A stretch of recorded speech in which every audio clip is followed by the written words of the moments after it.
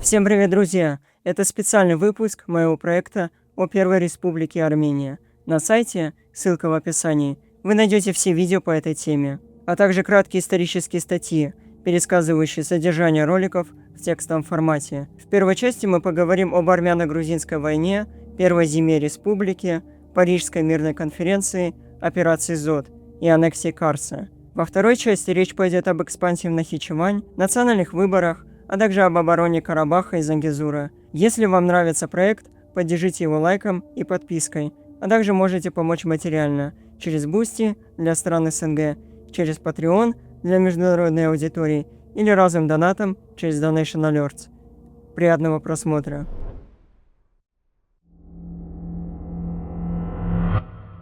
В декабре 1918 года, несмотря на тяжелое экономическое и политическое положение, Армения и Грузия, каждый убежденный в жизненно важных национальных интересах, вступили в войну друг с другом. Этот двухнедельный конфликт опозорил обе молодые республики и поколебал веру иностранных наблюдателей в возможность существования независимых государств в Закавказье. Осенью 1918 года грузинское правительство предложило всем трем республикам Армении, Грузии и Азербайджану, а также Горской республике, созвать Транскавказскую конференцию в Тифлисе, намеченную на 3 ноября 1918 года. Повестка включала взаимное признание независимости, разрешение споров вплоть до арбитража и выработку совместных действий на Парижской мирной конференции. Армения восприняла ход Грузии как диктатуру и попытку протолкнуть фаворитную повестку. Ее представители указывали на то, что границы обсуждаться напрямую заинтересованными сторонами, а не четырехсторонним комитетом, и высказывали опасения, что на конференции может сложиться мусульманско-георгиевский блок против Армении. Кроме того, армянская сторона не была готова направить делегацию к назначенному сроку, поскольку сообщение грузинской ноты о конференции дошло до Еревана лишь 7 ноября. 8 ноября армянский парламент осудил диктаторское устремление кабинета Жордания, отказался участвовать в конференции при существующей повестке и потребовал исключить из нее вопрос о границах. Грузия и другие республики попытались провести встречу без Армении. 10 ноября собрались делегаты Грузии, Азербайджана и Горской республики. Однако без участия армян конференция фактически так и не состоялась. Грузия предложила считать дальнейшее неофициальное решение обязательными, если армяне не явятся, но другие участники отвергли это. В итоге было решено еще раз призвать Армению направить переговорщиков, а затем отложить заседание до конца месяца. Тем не менее, ни новая встреча, ни согласование общего международного форума так и не состоялись. Тифлисская конференция сорвалась, республики так и не смогли договориться о порядке обсуждения спорных вопросов, что усугубило дальнейшую эскалацию противоречий. Параллельно велись двусторонние переговоры по спорным территориям. Грузинская сторона, Мдивани, настаивала на учете стратегического положения, а Армения, министр Сиракан Тигранян, на этническом принципе. В середине ноября 1918 года Тигранян, ссылаясь на прежние соглашения 1917-18 годов, отстаивал включение в Армению районов Ахалкалаки и Лори с армянским населением. Тогда как Мдивани отвечал, что сейчас каждый клочок Тифлисской губернии нужен Грузии, и что стратегически можно признать лишь часть Лори, а Ахалкалаки Грузия уступать не намерена. 19 ноября Грузия поручила Мдивани стоять твердо по Ахалкалаки, но быть готовым обсуждать Лори, и запретила в другом случае уступать интересы Грузии. 28 ноября грузинское руководство разрешило согласовать предварительный пограничный договор. Предлагается считать границу армяно-грузинской линии, существовавшей между губерниями Тифлиса и Еревана. Армяне откликнулись резко. 1 декабря Тигранян вновь вернулся к этническому принципу и объявил, что если Грузия откажется от претензий на Ахалкалаки и Лори, Ереван будет оправдан в возвращении к рассмотрению других спорных зон. При этом Мдивани подчеркивал, что территории являются гранически грузинскими, но готов продолжать переговоры. Дискуссии оставались острыми и не привели к компромиссу. Грузия тем временем заняла Ахалкалаки и Ахалтихский уезд после отступления османских войск. В ноябре 1918 года они объявили о восстановлении власти и обещали управлять регионами военным губернаторством. Армянская сторона возмутилась. Ее представители указывали, что тысячи армян покинули Ахалкалаки из-за турецкой оккупации и просили разрешить им переселиться на территорию Армении. Но грузины отказались отказали, считая жителей своими подданными. В результате 8 декабря грузинские войска без сопротивления вступили в Ахалкалаки. Грузия объясняла это необходимостью защиты населения после долгой оккупации. Армения же квалифицировала действия Грузии как насильственное расширение зоны контроля и заявляла, что жертвами похороненного за линией границы народа пренебрегли до тех пор, пока не возникла возможность аннексии. Конфликт переместился в уезд Лори. В июле-октябре 1918 года армянская армия под командованием генерала Дро очистила от турок юг Лори. Грузинские же части в северном Лори относились к местным армянам с пренебрежением, забирая дома и продукты питания для нужд армии. Армяне уставали от произвола и в декабре 1918 года начали обращаться в Ереван с призывом освободить Лори. Вооруженное столкновение началось в начале декабря. Жители деревни Узунлар, уставшие от обысков и жестокости грузинских солдат, подняли восстание, в ходе которого были избиты грузинские офицеры. Грузинский командир, полковник Цулукидзе, докладывал 9 декабря, что под видом бандитов действуют солдаты 4-го армянского полка. Они обстреляли грузинский пост в Узунларе и напали на Санахинский вокзал, захватив 45 кавалеристов и несколько грузинских офицеров. Ситуация быстро ухудшалась. Вечером 10 декабря Цулукидзе сообщал о 300 армянских партизан и использовании горных валунов для засады. Штаб армии Цулукидзе просил подкрепления. Армяне же утверждали, что это народная самооборона от грузинских репрессий. Оба лагеря обвиняли друг друга, но к середине декабря в Лори уже шла настоящая война. После начала столкновений связь между Ереваном и Тифлисом была прервана. В Каракелисе 10 декабря министр иностранных дел Грузии Мдивани узнал об открытом конфликте. Он немедленно выдвинул требования к Армении. Грузины обещали временно оставить лишь гражданское управление на части Лори, если армяне удалят свои войска. В ответ 12 декабря премьер-министр Армении Качазнуни направил Грузии нотку. Он требовал немедленной эвакуации грузинских войск из Барчалинского уезда, части Грузии, занятой противником, и предупреждал, что в противном случае Армения будет вынуждена принять меры для защиты своих граждан. Грузия отрицала нападение на армян и возлагала вину на провокацию армянских формирований. В парламенте страны 15 декабря звучали призывы к защите государства от врагов, стремящихся развязать кровавый конфликт между народами. Британо-французские посредники пытались предотвратить войну. Генерал Томпсон с Черноморской флотилии был направлен в регион, а британский офицер капитан Грин предложил себя посредником. Армения согласилась направить делегацию к Грину, но грузинская сторона в итоге не прислала своих представителей. Посредническая инициатива провалилась. Утром 14 декабря армянские войска перешли к контрнаступлению. Боевые документы показывают, что армяне заранее подготовили план захвата территории до реки Храми и наступили сразу 3 фронтам. Грузинские войска были численно сильнее, но армяне наступали по земле, населенной дружественным населением. К вечеру 14 декабря войска Армении заняли ключевые точки: заставы Санаин и Воронцовка, город Алаверды и село Михайловка. 15 декабря оставшимся грузинским частям пришлось отступить. В этот день армия Армении контролировала Санаин, Алаверды и окрестные высоты. Ценой больших потерь оборона Грузии была прорвана. По инициативе Великобритании в ночь на 31 декабря в Садахла было подписано мирное соглашение. И с 1 января 1919 года боевые действия прекратились. Уже 9 января в Тифлисе началась конференция Грузии, Армении и Британии. По договору от 17 января север Барчалинского уезда передавался Грузии, юг Армении, а центральная часть объявлялась нейтральной зоной под управлением английского генерал-губернатора по решению Антанты. И война закончилась так же стремительно, как и началась. Первой зимой 1918-19 годов Республика Армения оказалась в тяжелом положении. Независимое армянское правительство под председательством Качазнуни фактически оставалось изолированным. После вывода турецких войск страна оставалась сухопутной, ограниченной только Ереванской губернией и прилегающей северными районами Лори. В этих северных областях фактически не действовала центральная власть. Мусульманские населенные пункты Лори и Казаха игнорировали распоряжения правительства Еревана. А во многих местах преступные банды безнаказанно терроризировали мирных жителей. Внутриполитическая обстановка была нестабильной. доминирования партии Даштак-Тютюн в коалиционном правительстве встречало сопротивление более либеральных сил.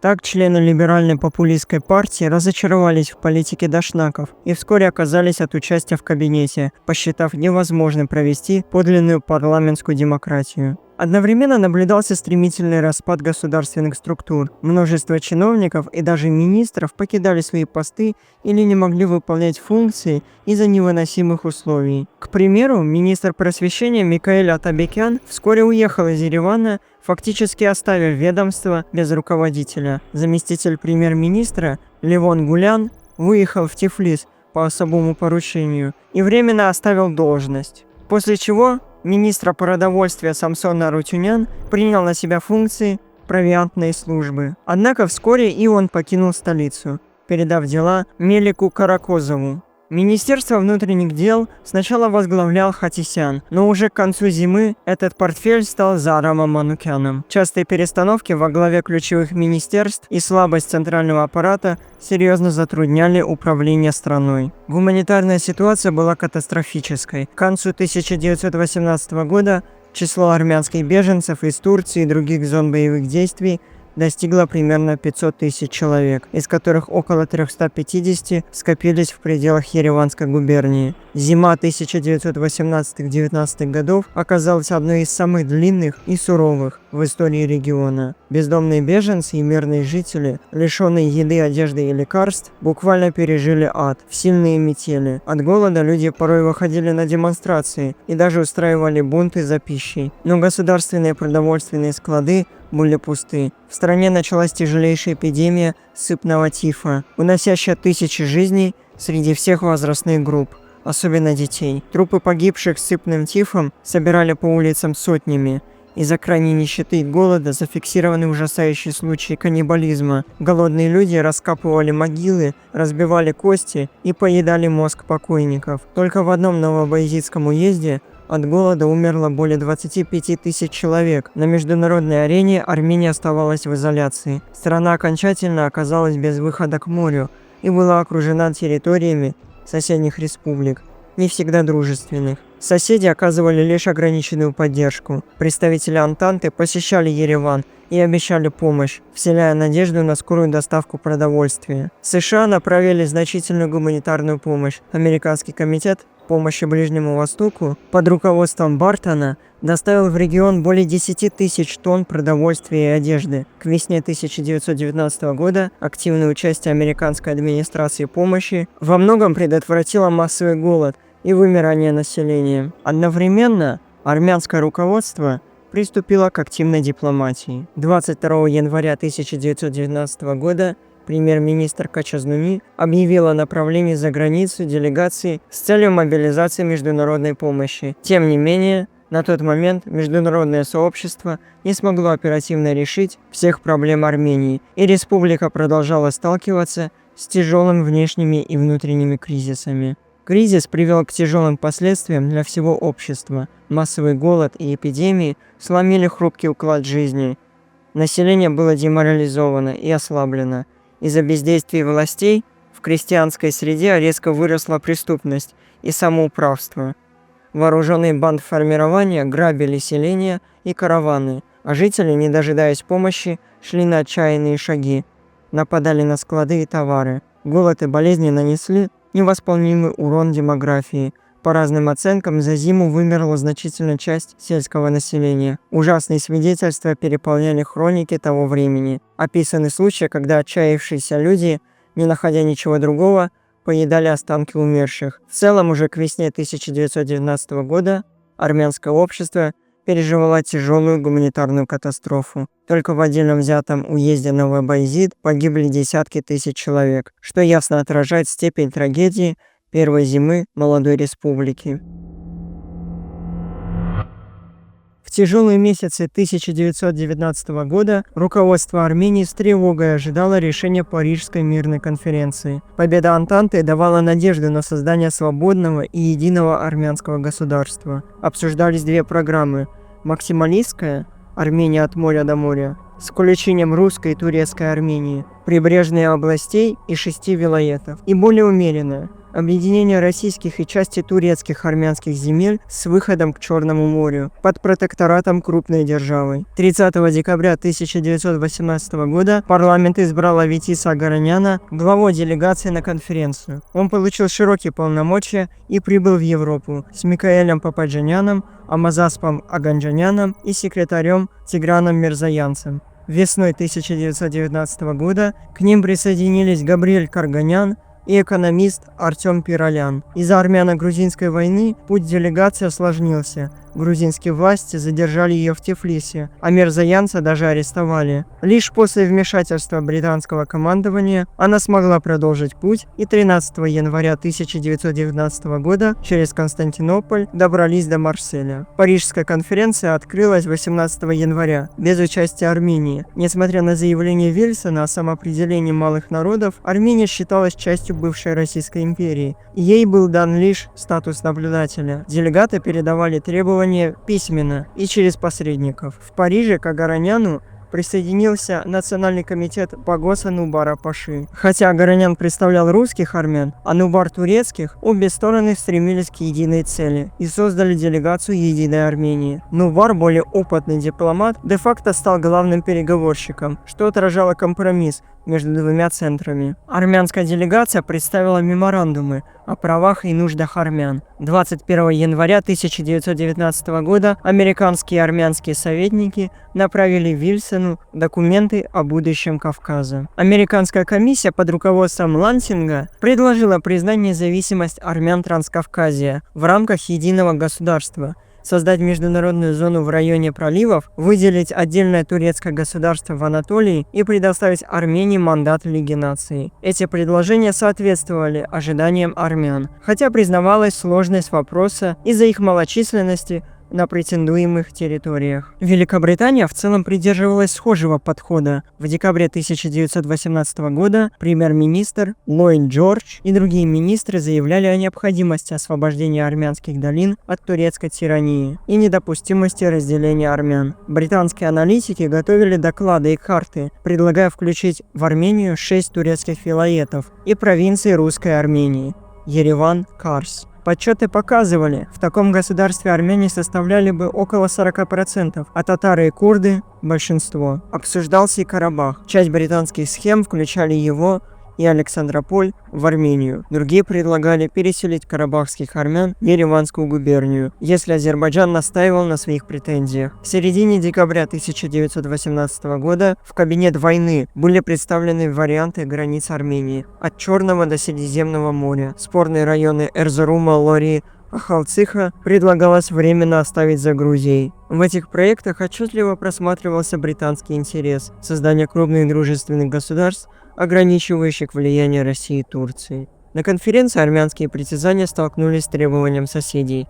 Персия в марте 1919 года выдвинула обширные претензии, фактически предлагая восстановить Персидскую империю, почти всю Армению, Азербайджан, часть Северного Кавказа, районы Курдистана и север Месопотамии. Союзники встретили это скептически. Британия отказалась персам в полноценном представительстве и пересекла обсуждение их проекта. К середине 1919 года Тегеран сам дистанцировался от этих планов, а отношения с Арменией оставались дружественными. Грузия претендовала на значительную часть Закавказья, конкурируя с Арменией. В декабре 1918 года грузинские эмиссары в Лондоне представили материалы о исторических территориях, требуя Лори, Батум и часть Ереванской губернии, а также районы Лазистана и даже земли Северной Осетии. Эти претензии пересекались с армянскими требованиями по Лори и Карсу. Лондон отвечал осторожно. Он был готов с сочувствием относиться к идее независимости Грузии, но без преждевременного признания. Делегация Чхиидзе и Церетели прибыла в Париж в марте 1919 года, однако ее встречали настороженно. Все же Франция и Британия допустили в столицу двух грузинских представителей. Азербайджан заявлял претензии на большую часть Закавказья. Его лидеры утверждали, что Турции не нужны новые территории, а целью Азербайджана является закрепление контроля над западной частью региона. В начале 1919 года Алимарданбек Топчебашев и Расул-Заде определили предполагаемые границы Бакинской и Елизаветопольской губернии, южные районы Тифлиска и Ереванской губернии, Закаталы. После ухода турецких войск премьер Хойский расширил претензии, включив части Дагестана и значительную часть Ереванской губернии, что фактически блокировало бы Армению. Делегация Азербайджана, как и армянская, долго не могла добираться до Парижа и прибыла лишь весной 1919 года. 23 мая Топчебашев встретился с британским советником Маллетом, интересуясь возможностью британского мандата и признания независимости. Маллет отметил, что мандаты за пределами арабских зон исключены, а признание зависит от общей конференции. В Париже Топчебашев представил подробный меморандум с экономическими и историческими обоснованиями. Однако великие державы не спешили удовлетворять такие притязания. Президент Вильсон, приняв азербайджанцев, повторил знакомую позицию. Он не поддержал дробление региона и предполагал рассмотреть объединение народов Закавказья в конфедерацию. При этом он подчеркнул, что статус Азербайджана зависит от решения русского вопроса.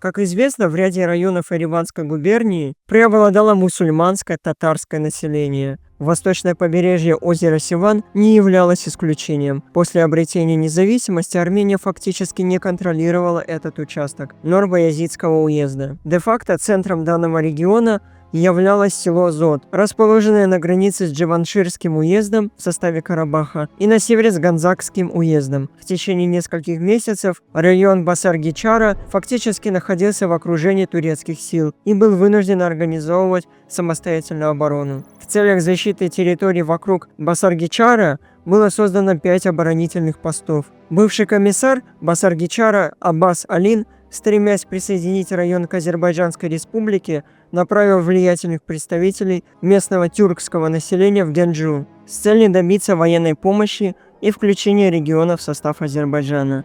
Эти действия стали первой волной антиармянской активности в данном регионе. В ответ осенью 1918 года в Нор-Баязит прибыл Тигран Багдасарян вместе с правительственными войсками. Попытка официально вызвать Аббаса Алина в Нор-Баязит не дала результатов, поскольку он отказывался признавать как уездную администрацию, так и правительство Республики Армения в целом. После безуспешной попытки диалога Тигран Багдасарян с правительственными войсками направился непосредственно в Басаргичар. Там он предъявил местному тюркскому татарскому населению ультиматум, предоставив 3-дневный срок для сдачи вооружения и уплаты налогов. Ультиматум был проигнорирован, в результате чего армянские силы начали боевые действия, открыв артиллерийский огонь по селению Мец-Мазра. В условиях возникшей паники представители местного населения обратились с просьбой прекратить огонь и согласились выполнить выдвинутые требования. Армянской стороне было выдано 450 винтовок и выплачено 20 тысяч рублей в качестве налогов. После временного прекращения военных действий Тигран Багдасарян покинул Басаргичар и 12 ноября направился в Ереван. Восточное побережье озера Севан на протяжении длительного времени оставалось вне контроля государственных структур. В условиях фактического безвластия убийства, грабежи и другие преступления происходили безнаказанно. Это нестабильной ситуацией активно пользовалась Азербайджанская республика, направляя на территорию тюркские и татарские группы с целью дестабилизации обстановки, усиления межэтнического и межрелигиозного напряжения, что постепенно приводило к еще большей эскалации кризиса. К январю 1919 года положение стало критическим. По всей территории Армении ощущались последствия масштабного голода и высокой смертности. В условиях крайней нужды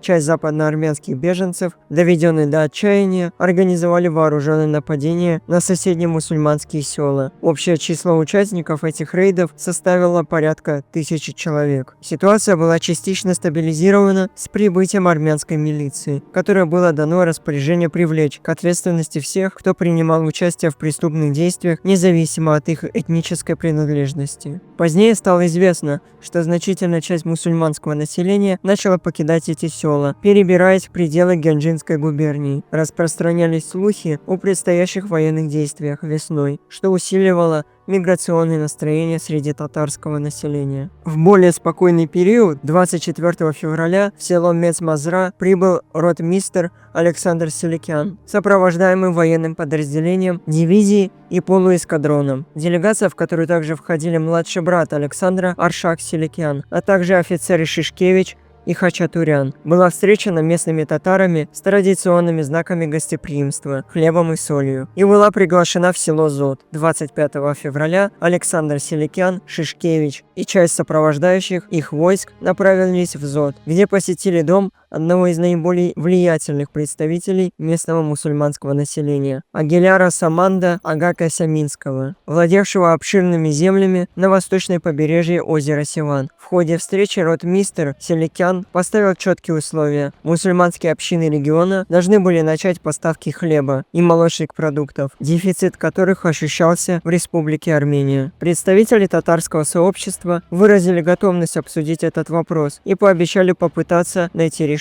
В качестве знака доброй воли Касяминский пригласил Аршака Селикяна прибыть в Зод из Басаргичара. Однако в ночь на 27 февраля произошло жестокое предательство. Местные татары напали на армянских представителей в домах, где те находились на ночлегу. В результате внезапного нападения с особой жестокостью были убиты ротмистр Александр Селикян и его брат Аршак Селикян, офицеры Шишкевич и Хачатурян, а также 11 солдат армянской армии. Особое варварство заключалось в том, что тела братьев Селикян были обезглавлены, а их головы выставлены на показ в соседних мусульманских селах, сопровождаясь насмешками, криками и унижением. С места трагических событий удалось спастись лишь двоим выжившим. Один из них Рубен Аванесович Арзоев, 22 года. По его показаниям, данные им в Нор-Баязете, он сопровождал Александра Селикяна вместе с остальными представителями армянской стороны при поездке в села Мецмазра и Зод. Согласно свидетельству Арзоева, 26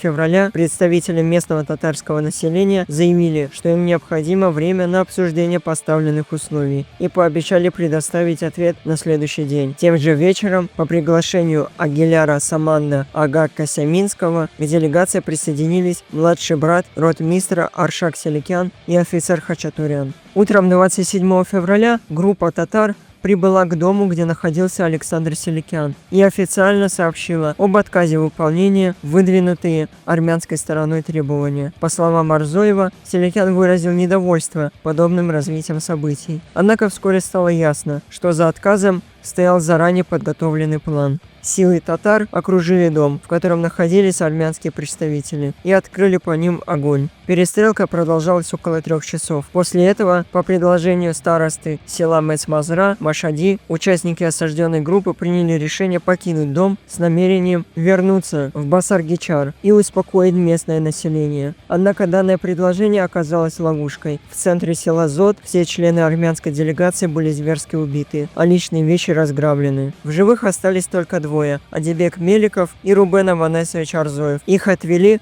в село Агружда, где после краткого содержания было решено отпустить их на свободу. Перед уходом им передали послание для армянской стороны: «Если вы хотите войны, мы готовы воевать». 14 апреля резня в Зоде вызвала серьезные волнения в Республике Армения. Произошедшее стало не только актом кровавого предательства, но и сигналом потенциальной дестабилизации. Армянское руководство опасалось, что трагедия может спровоцировать аналогичные сепаратистские выступления в других мусульманонаселенных районах страны. После событий в Зоде Азербайджанская республика де-факто включила село в свой состав и начала направлять в регион дополнительную военную помощь, тем самым усилив напряженность в пограничной зоне. На дипломатическом фронте реакция Великобритании была примечательной. Несмотря на известные противоречия и двойственные подходы в ее политике по отношению к Зангезуру, Карабаху и Нахичевану, в случае с восточным берегом озера Севан британская сторона, судя по всему, обладала полной информацией о происходящем. Однако, в отличие от других спорных регионов, по данному вопросу Великобритания демонстрировала поддержку территориальной целостности Республики Армения и не признала попытку изменения контроля над Зодом. Армения пыталась решить зодский вопрос мирным путем. Однако к апрелю терпение закончилось, и было решено прибегнуть к военному варианту. Армянские вооруженные силы начали операцию ЗОД 14 апреля в 7 часов утра. Руководителем штаба вооруженных сил двух групп был Александр Шнеур, а разработкой плана операции занимался Мавсес Селекян. 15 апреля армянская сторона предприняла попытку разрешения конфликта мирным путем, направив в село Зод делегацию с белыми флагами. Однако по ним был открыт огонь со стороны вооруженных татарских формирований. Аналогичный инцидент произошел и на следующий день, 16 апреля. В тот же день, 15 апреля, татарскими вооруженными отрядами были захвачены 4 села. Эти населенные пункты к тому моменту были полностью покинуты местными жителями, и все имущество было разграблено и уничтожено. 17 апреля, в соответствии с приказом, полученным из Басаргичара, армянские вооруженные силы начали наступление на Зод. Примечательно, что село было занято без единого выстрела. Татарские формирования, ранее контролирующие территорию, бежали при приближении армянских войск. Несмотря на это, армянская сторона понесла потери. В ходе наступательных операций погибли 3 военнослужащих, 18 было раненых, включая одного командира. 16 апреля армянские вооруженные силы начали наступление из Тагикенда в направлении села Шоржа. После ожесточенных боев село было взято под контроль, а татарские формирования отступили в горные районы. В период с 16 по 17 апреля армянские войска также захватили село Джил, а 17 апреля покинутые местным населением населенные пункты, где боевые действия сопровождались ожесточенными столкновениями. Кроме того, армяне захватили село Агружда. 18 апреля в село Шишкая была отправлена новая мирная делегация.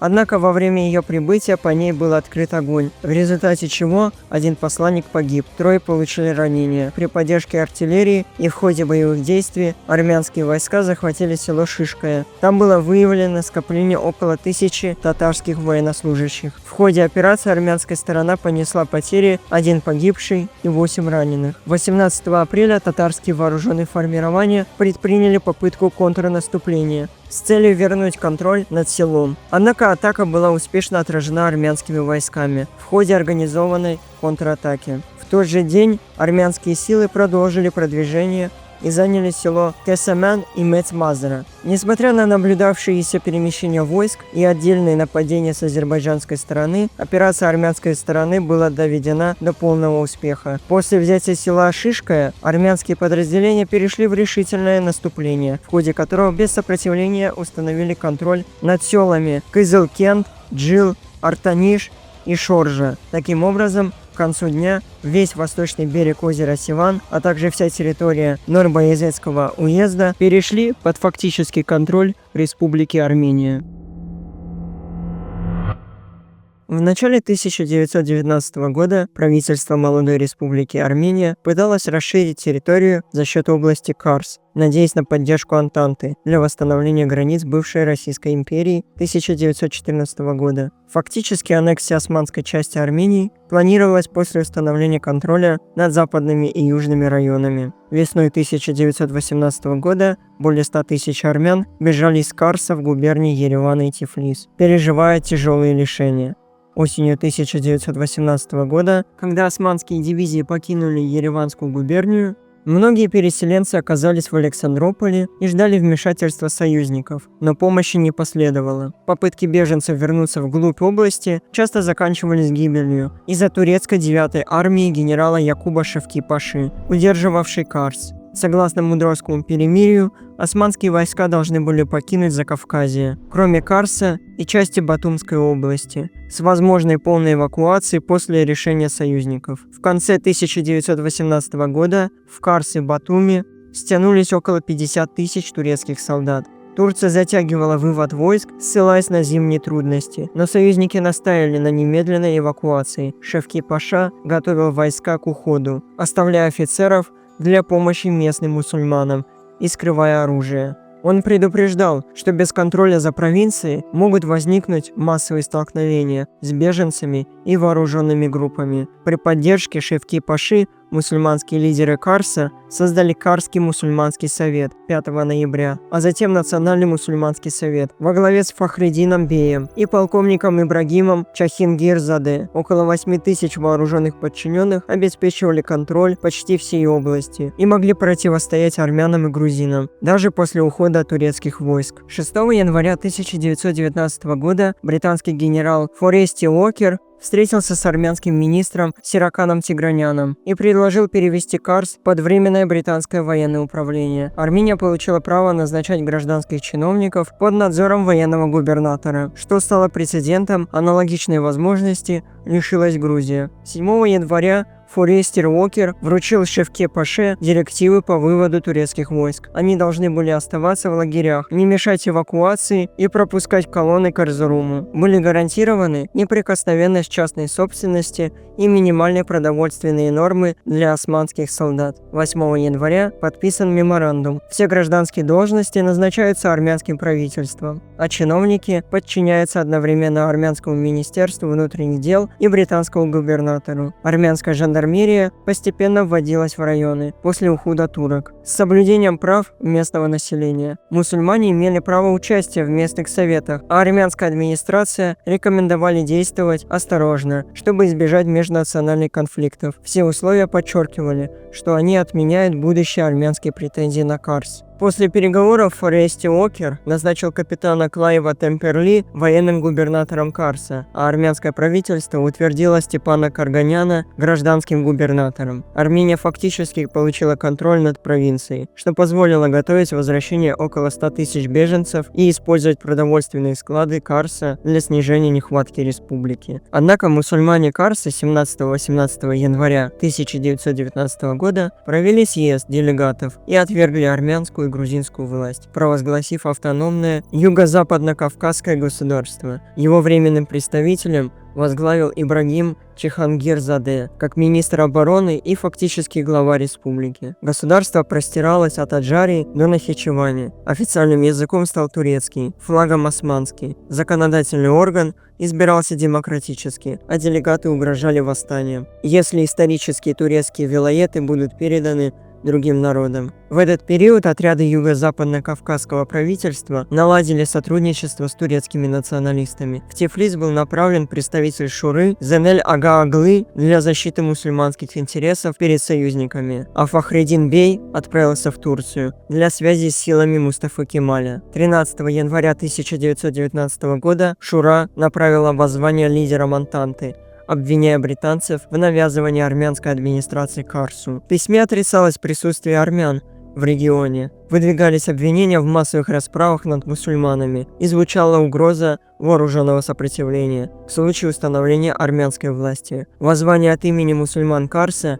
и соседних районов подписал Ибрагим Бей. В начале января 1919 года подполковник Темперли прибыл в Карс с ротой британских солдат и армянскими чиновниками, но караван был встречен сотнями вооруженных мусульман. Под угрозой насилия Темперли приказал армянским чиновникам вернуться в Александрополь, фактически признав власть мусульманской Шуры. К концу января Шевки Паша полностью вывел турецкие войска, которые затем стали основой националистических армий Мустафы Кемаля и генерала Карабекера. К середине февраля британцы изменили позицию из-за продовольственного кризиса и стратегических соображений, рассматривая мусульман Карса как буфер против возможного возрождения России. 14 марта 1919 года генерал Томпсон предложил компромисс. Армения получила юг Карса и Кагызман, Грузия с севера Ардагана, Турция Олти и остальную часть Ардагана. В спорные северные районы предусматривалось грузинское управление, а Армения неофициально просила сохранить за собой Ахалкалаки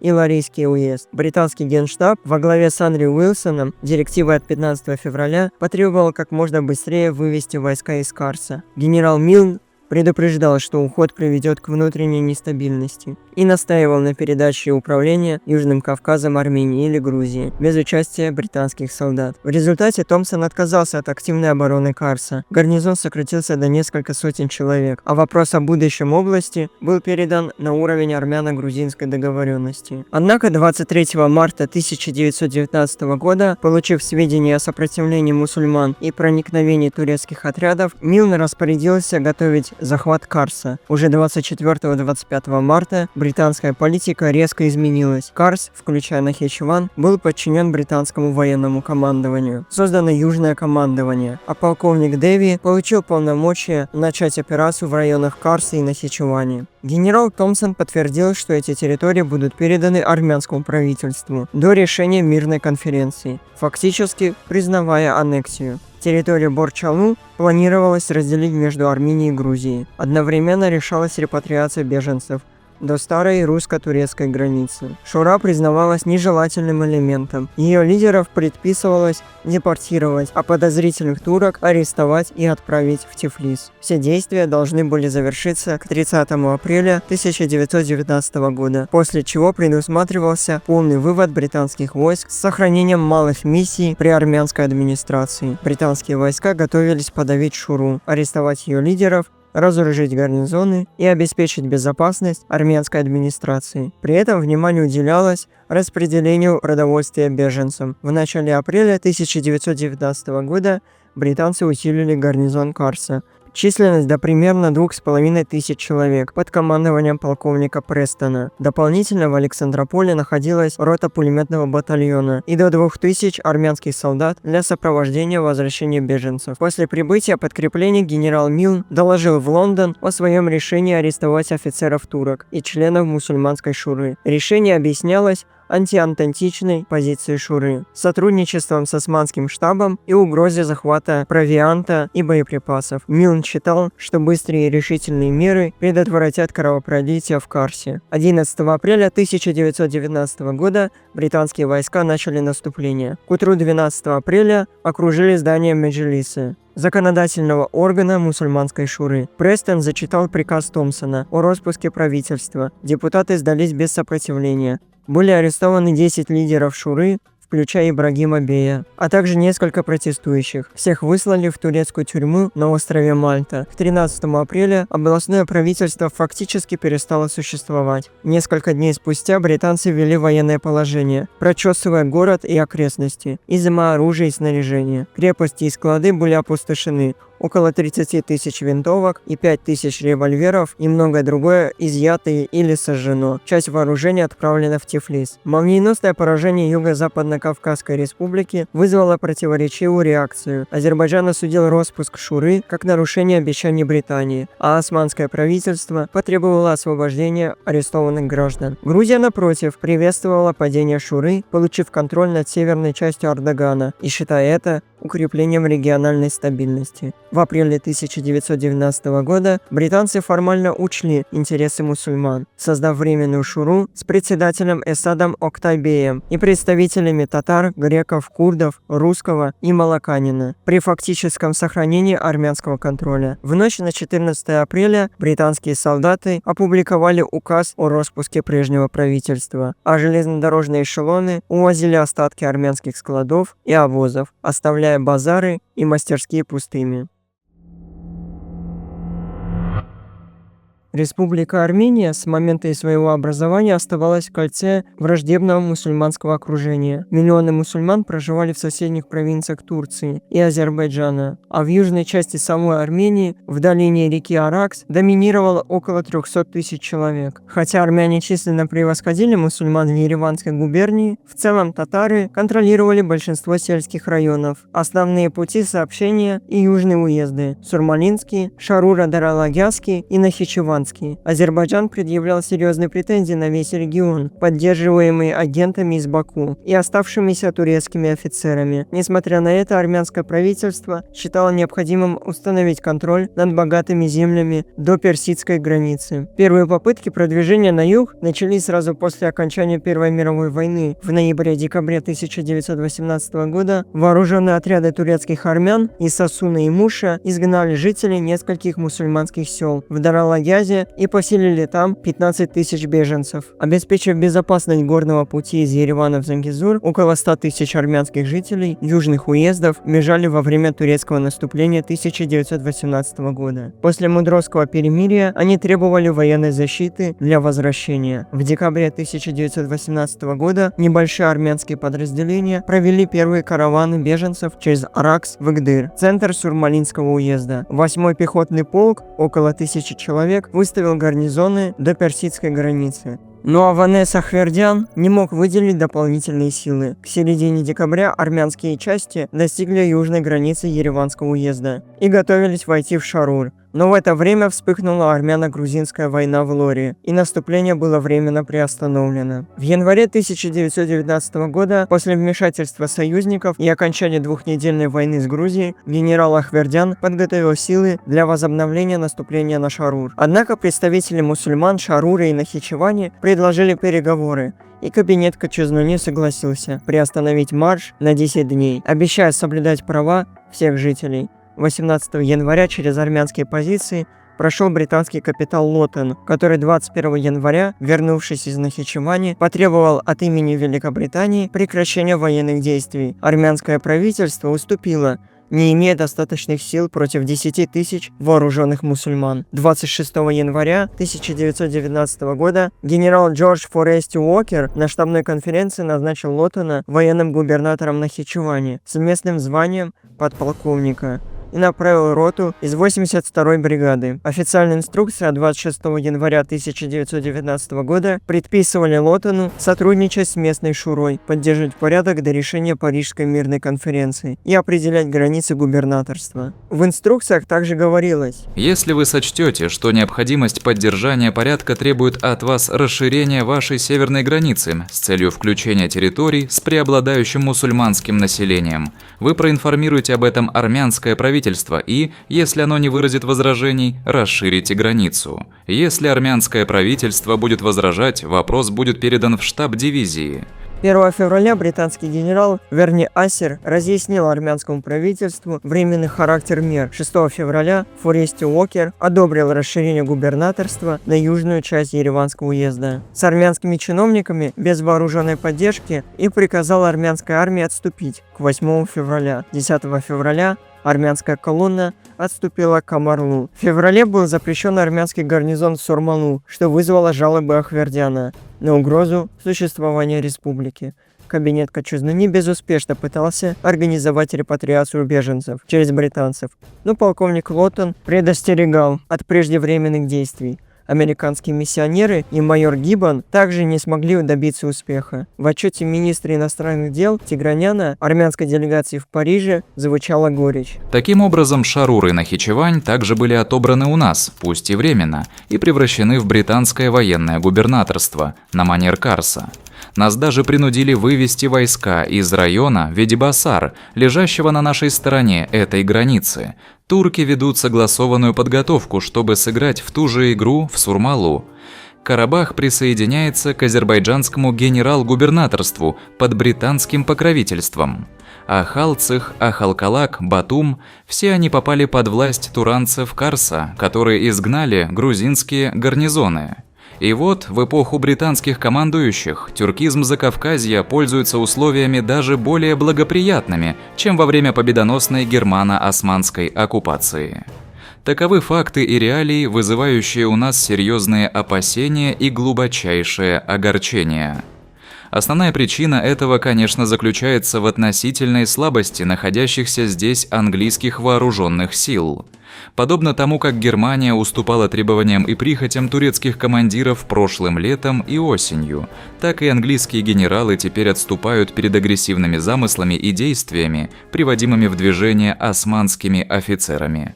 Зафиксированные здесь факты свидетельствуют не только о бессилии Армении, но более того, они знаменуют собой падение Англии. Ибо британские военные губернаторства – суть не что иное, как вуали, тонкие и прозрачные, под которыми ясно проступают реальная турецкая власть и сила. Поворот в британской политике произошел весной 1919 года под руководством генерала Уильяма Томпсона. К марту разведка выявила османские влияния через местных лидеров и азербайджанских агентов. 16 марта Томпсон направил индийские пополнения 2 роты 1-го батальона 2-го раджпутского полка, а подполковник Симпсон сменил Лотона в начале апреля.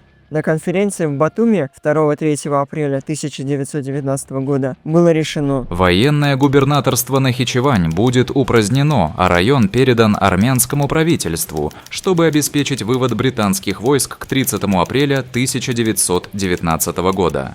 Это должно быть сделано в консультации с армянским правительством и после ареста Карской шуры. Армянское правительство планировало создать провинцию с уездами Гахтан, Нахичевань и Шарур. Губернатором назначен Геворг Шаршамян. Генерал Дро предлагал трехэтапное наступление, но Томпсон 23 апреля отверг его планы, настаивая на мирном подходе и ограниченных силах. Используемые силы излишне велики. Это может вызвать проблемы, так как выглядит провокационно.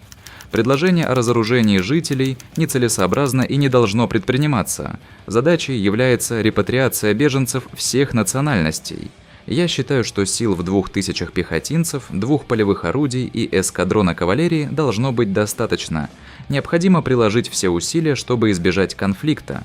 Армянскому правительству следует организовать гражданскую администрацию из тщательно отобранных способных людей.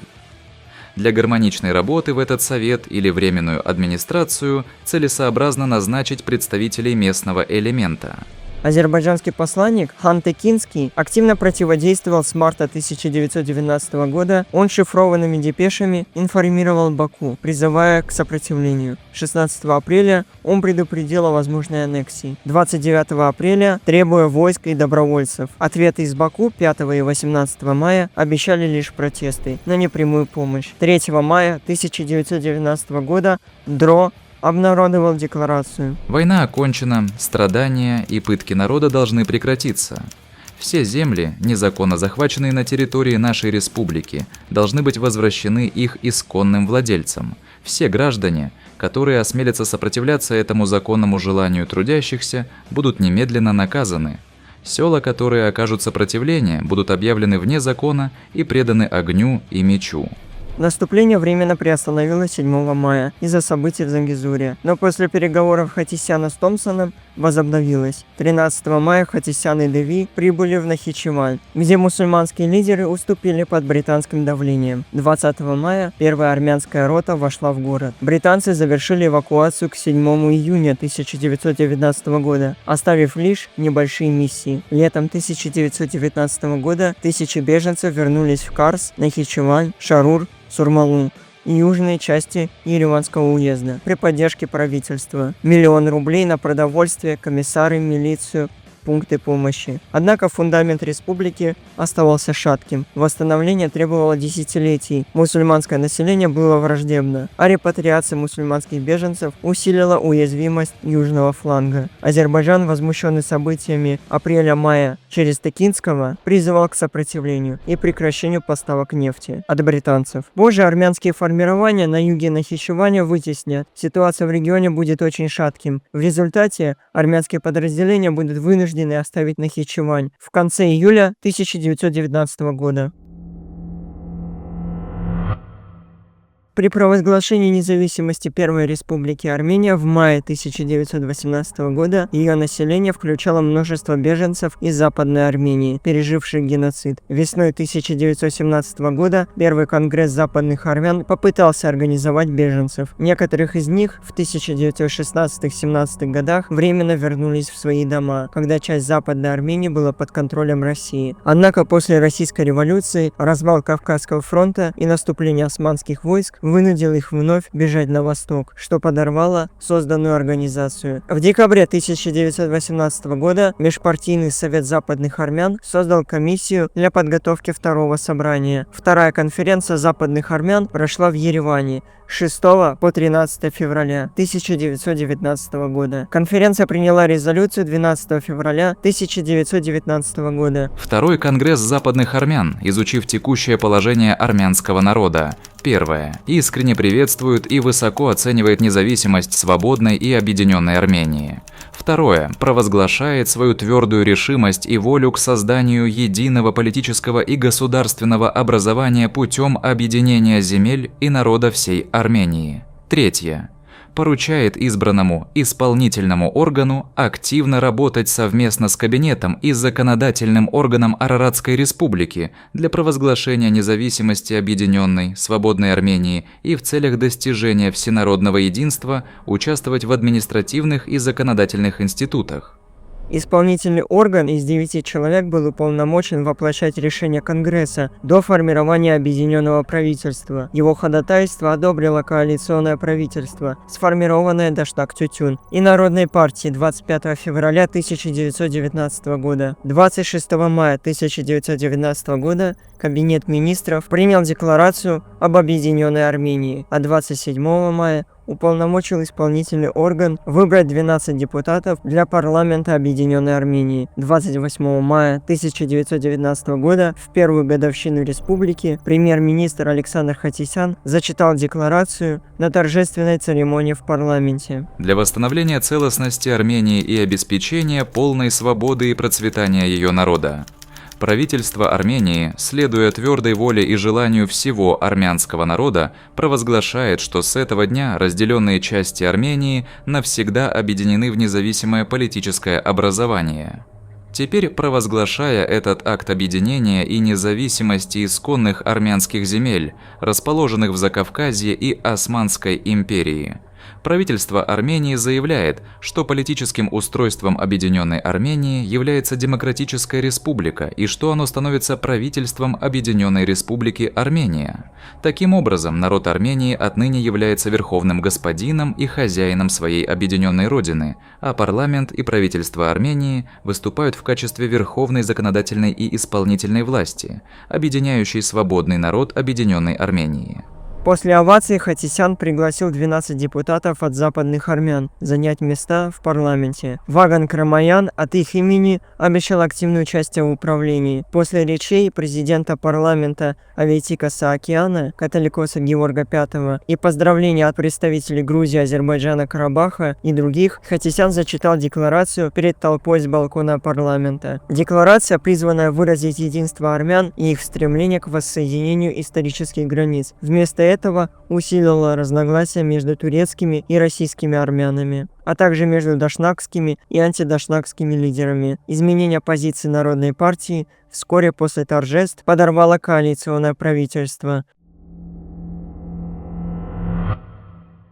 После провозглашения независимости Армении в 28 мая 1918 года парламентские выборы не проводились сразу из-за войны, голода и блокады. Временно расширили Армянский национальный совет в Тбилиси, создав парламент Армении с 46 депутатами, 18 от партии, по 6 от социал-демократов, народников и эсеров, 2 беспартийных, плюс 8 от меньшинств, 6 татар, 1 русский, 1 езид. Председателем стал Аветик Саакян. Вскоре парламент не отражал настроение страны, и в июне 1919 года провели выборы, выявившие внутренние противоречия, включая раскол между западными и восточными армянами. После геноцида 1915 года беженцы из Османской империи осели в Восточной Армении, но были отрезаны от политики. На Парижской конференции 1919 года Армению представляла делегация Аветиса Агараняна, но западные армяне поддержали национальную делегацию Пагоса Нубара Паши. Западные армяне считали Республику Армении Араратской республикой, а настоящую в Западной Армении. На начальном этапе существования Республики Армения западные армяне держались в стороне от государственных дел.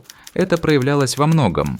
В государственных учреждениях было относительно мало чиновников из числа западных армян. Молодежь Западной Армении уклонялась от призыва в армию. Западные армяне скептически относились к другим государственным обязанностям и в целом чувствовали себя неуютно в республике. В Париже национальная делегация во главе с Пагосом Нубаром Пашой пользовалась у западных армян большим авторитетом, чем правительство Республики Армения.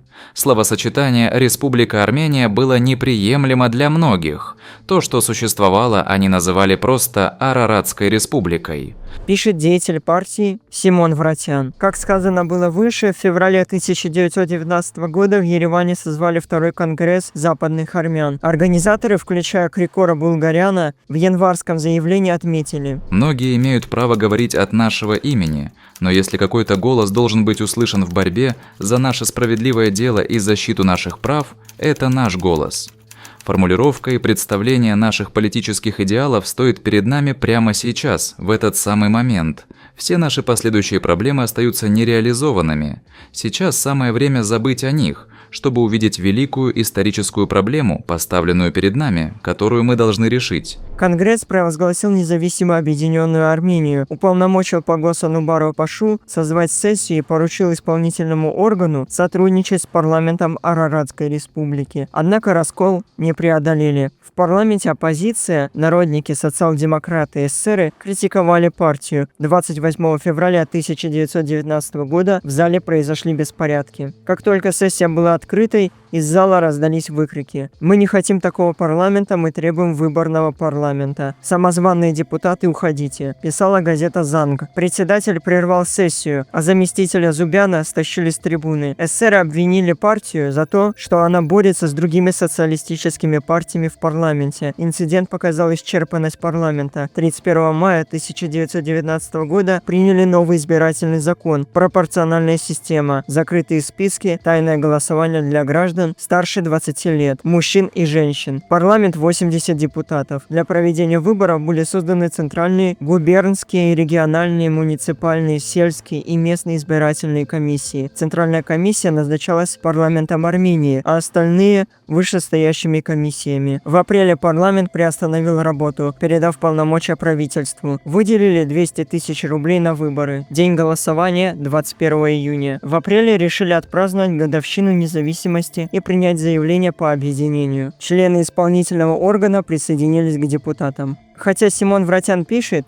что церемония была встречена восторженными аплодисментами публики, она вызвала недовольство и повлияла на выборы. Симон Вратян пишет, что газета народников «Жоговурт» сначала писала: «Да здравствует объединенная, независимая и свободная Армения». Но позиция изменилась после возвращения Самсона Арутюняна. Вскоре стало известно, что действия народников были продиктованы из Парижа. Пишет Симон Вратян. 11 июня газета «Голос народа» опубликовала заявление: «Мы жалуемся, послушайте», осуждая партию и предлагая: Согласно лозунгу акта 28 мая, вы должны сформировать Временное совместное правительство для объединенной и независимой Армении. С этой целью правительство Кавказской Армении должно немедленно начать переговоры с делегацией Пагоса Нубара и сформировать совместное временное правительство и парламент по взаимному согласию, которому оно передаст право вести текущие дела, пока народ Объединенной Армении не получит возможность создать свое законное правительство.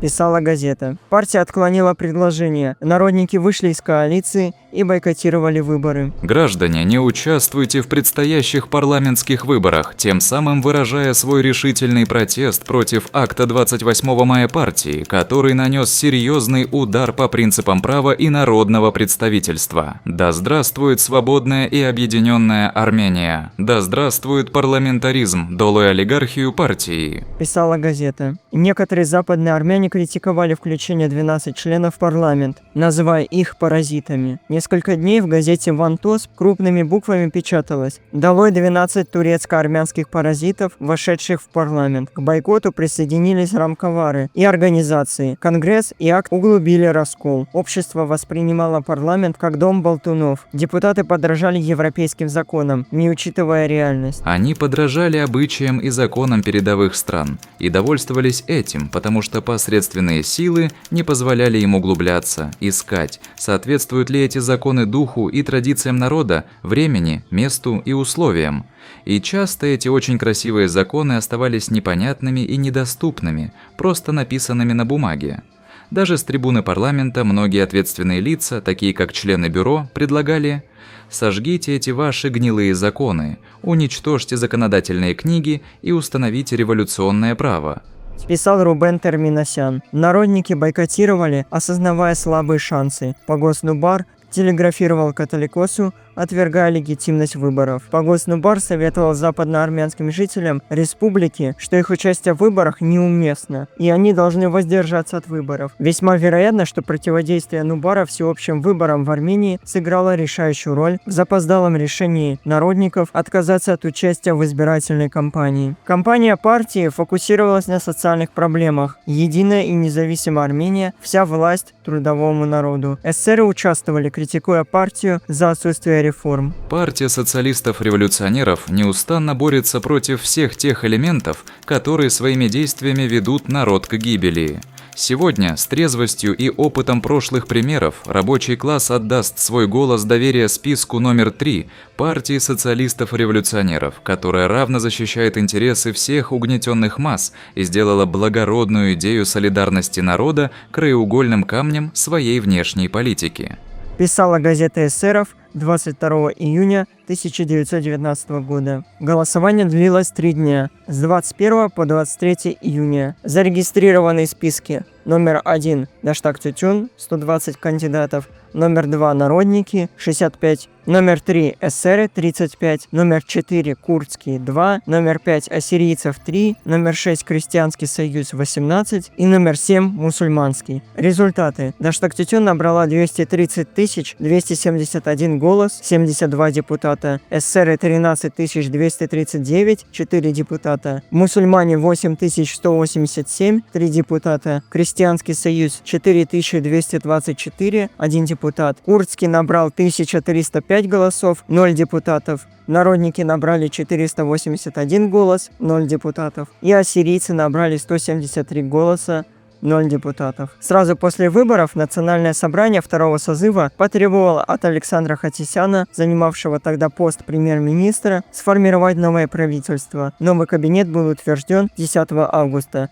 1919 года и включал в себя следующих членов: Александр Хатисян, премьер-министр Республики Армения и министр иностранных дел; Абрам Гюляхданян, министр юстиции Республики Армения и министр внутренних дел; Саркис Араратян, министр финансов и снабжения; Аветик Саакян, министр общественного презрения, министр земледелия и государственного имущества; Никола Габалян, министр просвещения; Христофор Араратян, военный министр. Все, кроме военного министра, были членами партии Даштак Тютюн. Христофор Араратян был беспартийный.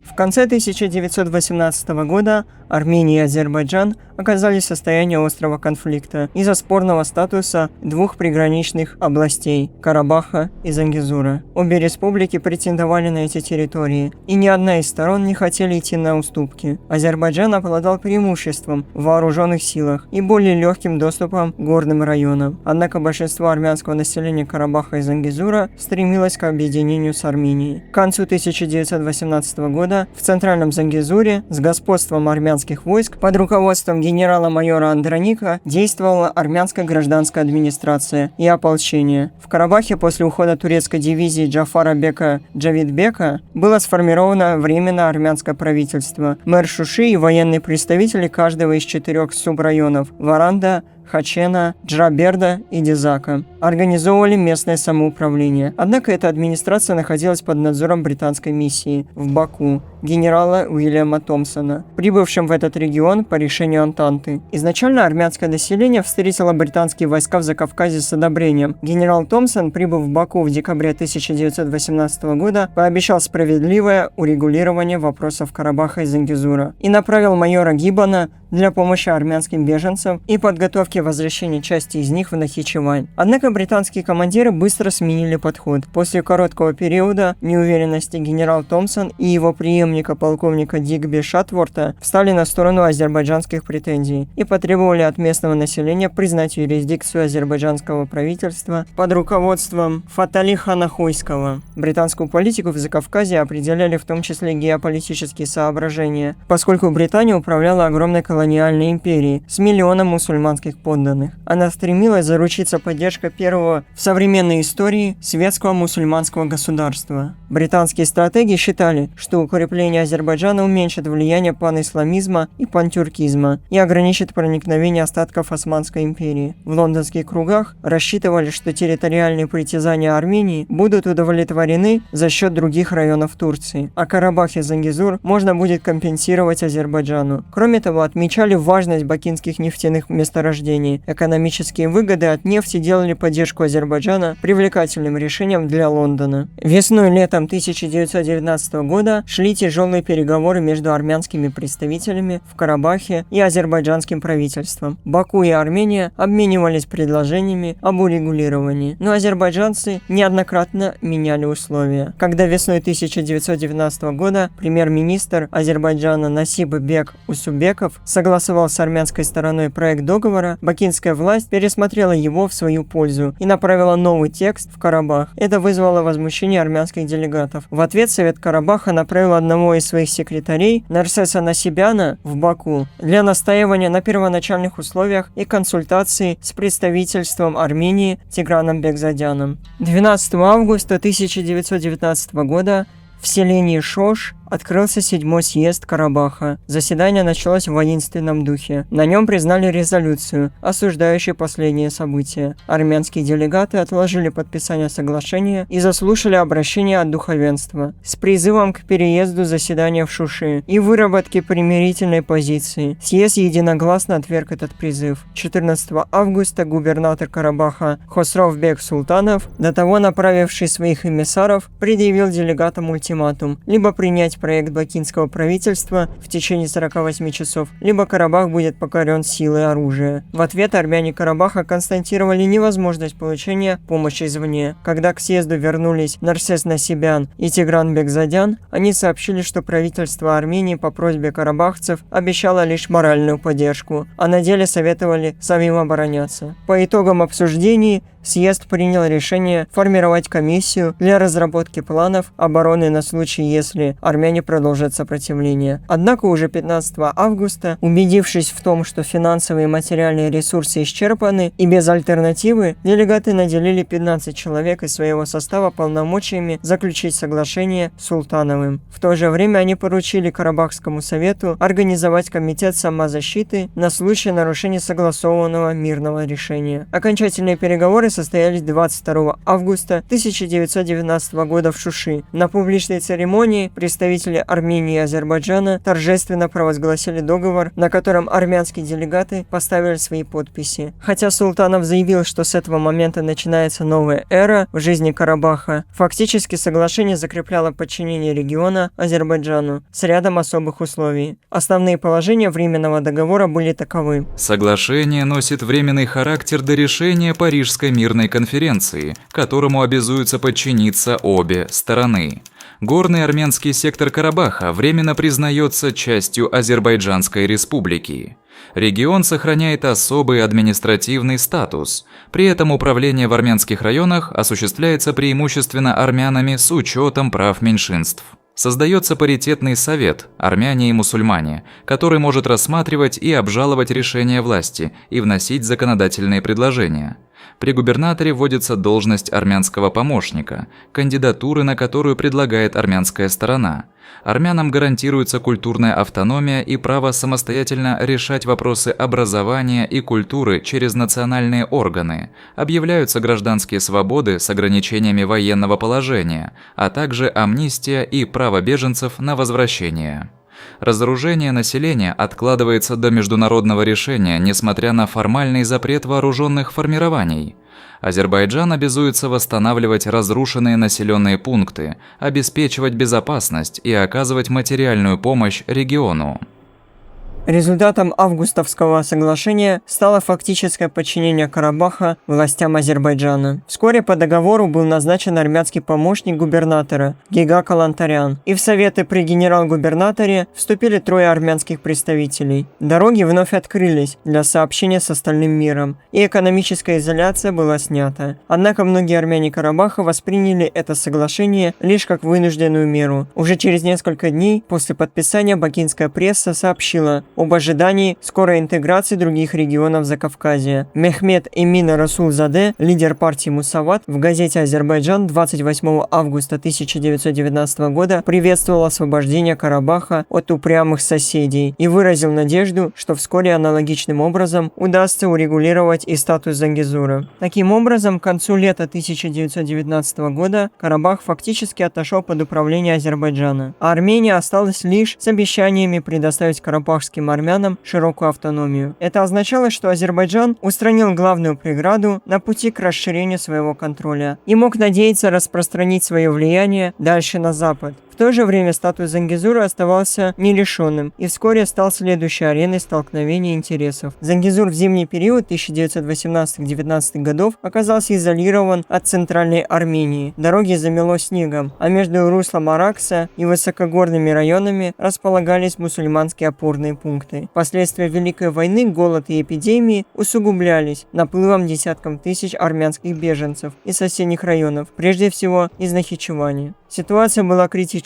К концу 1918 года в Зангезуре скопилось около 30 тысяч человек, страдавших от холода и голода. Местные власти обратились за помощью к британцам. 23 декабря в Гарисе собрался чрезвычайный совет командиров ополчения и беженцев. Они пришли к выводу, что в таких условиях выждать до весны и надеяться на доставку армянской гуманитарной помощи – единственный возможный путь решения кризиса. Британский лагерь выделил лишь скромные ресурсы. Майор Гиббон привез ограниченный запас продовольствия и 1 миллион рублей, собранный армянами Баку. К концу февраля 1919 года генерал Андроник, измученный затяжной осадой и беспокойством о судьбе беженцев, заявил британским войскам, что больше не может оставаться в Зангезуре без дела. По приказу генерала Томпсона Гиббон предложил Андронику вывести его отряды через Карабах, двигаться ненаряженными конями и оставив оружие на складах, откуда их бы отправили на Кавказскую железную дорогу у станции Эвлах, а дальше поездом в Тифлис. Андроник отказался от этого плана. Он не хотел расставаться с конницей и полагал, что такой марш оставит его людей без средств к существованию, а оружие прямо в руках азербайджанцев. После длительных раздумий, учтя опасность и расположение сил, Андроник решил снежной дорогой уйти в степи Ереванской губернии. 22 марта 1919 года Андроник оставил Гарис и провел свой особый ударный отряд через Сисиан в горы Арагаца. После трехнедельного перехода, преодолевая заснеженным снегом склоны, идущие на юг вершины перевалили и 14 апреля достигли железнодорожной станции Арарат. Его там встретили армянские чиновники. Помощник военного министра Армении и прапорщик Саркис Манасян предложили перевести уставших бойцов поездом в Ереван. Однако Андроник отказался от торжественного приема в столице. Он испытывал обиду на правительство Качазнуни, которое, по его мнению, не оказало должной помощи Зангезуру. Вместо этого он остановился в Эчмиадине, считая его нейтральным церковным центром. Андроник рассчитывал, что британцы с его помощью вернут тысячи армянских беженцев в родные места, но британское командование не одобрило таких планов. Более того, англичане отказались присоединить особый отряд Андроника к своим войскам в Зангезуре. Пройдя через долгую выматывающую кампанию, генерал распустил ополчение. Множество бойцов вступили впоследствии в регулярную армию Армении, но сам Андроник с ближайшими помощниками отправился за границу – в Турцию, Францию, Англию и затем в США. Он пытался убедить правительство союзников начать военную операцию по освобождению Западной Армении. Однако ниоткуда не добился поддержки. Оставшись жить в США, Андроник умер в 1928 году в далекой Френце, Калифорния, так и не увидев возвращения на родину. После ухода Андроника Зангезур оказался уязвим для притязаний Азербайджана. Обстановка обострилась, когда при поддержке британского генерала Томпсона Хосровбек Султанов был назначен генерал-губернатором Карабаха и Зангезура. В ответ на просьбы местных армян о помощи правительства Качазнуни направило в регион подполковника Арсена Шахмазяна в качестве комиссара со специальными поручениями. Прибыв в Гарис в марте 1919 года, Шахмазян реорганизовал местное самоуправление в региональный совет Зангезура и Карабаха. Совет сформировал общий штаб, назначил командиров для 5 военных районов и передал гражданскую администрацию Николаю Овсепяну. Армянское население было решительно настроено защищать регион и сопротивляться не только азербайджанцам, но и принудительным требованиям британцев. Весной Весной 1919 года британский генерал Шатворд несколько раз пытался заставить Зангезур признать власть Султанова. Получив отказ, он вернулся с бронеавтомобилями и пригрозил применению авиации. Однако угрозы лишь сплотили армян. В ответ на давление начались массовые демонстрации, а повстанцы заняли боевые позиции. Осознав бесперспективность силовых мер, британское командование 19 мая покинуло горный регион, отступив к Шуше. Попытки майора Монка Мейсона в мае 1919 года также не увенчались успехом. Он предлагал продовольствие и безопасность в обмен на подчинение Азербайджану и допуск мусульманских пастухов к пастбищам. Зангезурцы отвергли эти условия, и 18 мая британская миссия окончательно покинула область. В итоге армяне Зангезура сохранили фактический контроль над краем под управлением собственного совета. Несмотря на внешнее давление, Зангезур остался независимым до дальнейших международных переговоров. В то же время Карабах временно вошел в состав Азербайджана, хотя обещанная ему автономия осталась лишь декларацией.